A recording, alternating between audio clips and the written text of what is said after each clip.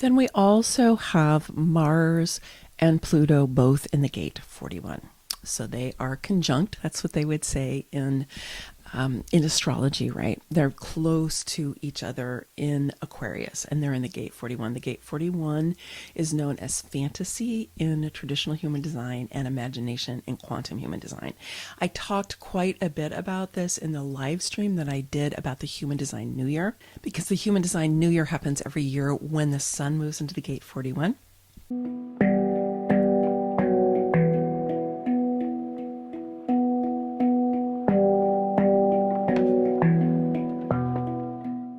So I will put the link for that down below if you want to go and check that out. And I talk a lot about imagination and the challenges that we have about outsourcing our imagination to culture, to media, to other people, whatever it is.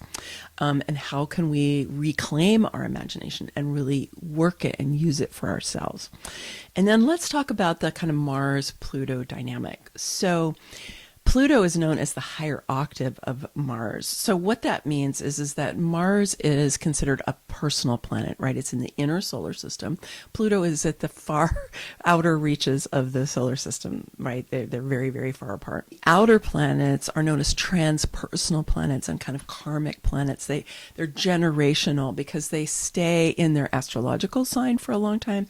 They stay in the gates for a long time. So they have a bigger influence on us over time.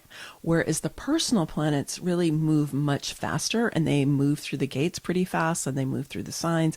And so they have a very different energy, right? They're kind of always moving. And so that's more personal for us. And like me, I have an Aries sun, which is ruled by Mars. And so I've had my dance with Mars most of my life. And Mars has really gotten a bad rap, in my view, in Western culture, because Mars was co-opted or, taken by the Romans, if you will, and made into the god of war. And they honored Mars as the god of war and invoked Mars as the god of war and so on.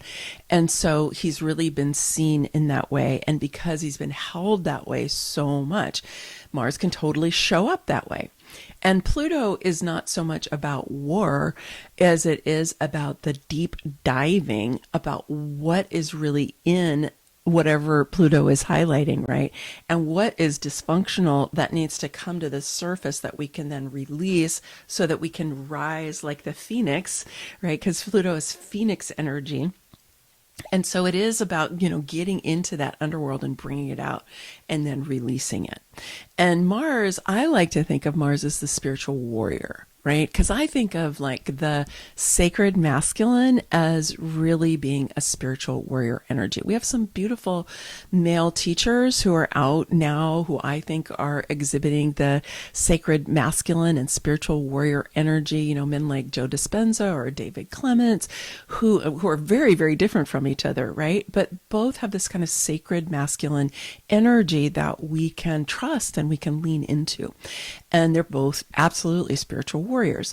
And so how do we take that masculine energy that we have and make sure that we're expressing it as a spiritual warrior energy, where our role is to really provide for what is needed for our spiritual growth and protect us so that we can do our spiritual growth? Because that sacred masculine so much is about providing and protecting. And it's a beautiful role for that energy. And it's also our agency, right? Because masculine energy is definitely active. We think of it as agency. Aries is about agency. Mars is about agency, right? It's like, let's go. Let's get some stuff happening.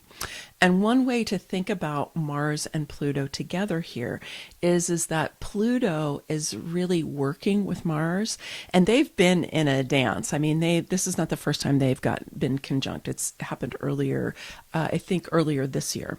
And so there's been this dance that they've been doing together. And I like to think of Pluto as using that kind of spiritual growth energy, right?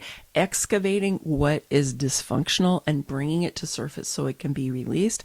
And I think we're seeing that happen with the way that Mars has been held as the god of war. And unfortunately, part of what we're seeing is more of that war energy come to the surface, more conflict energy, more violence coming up in certain places, right?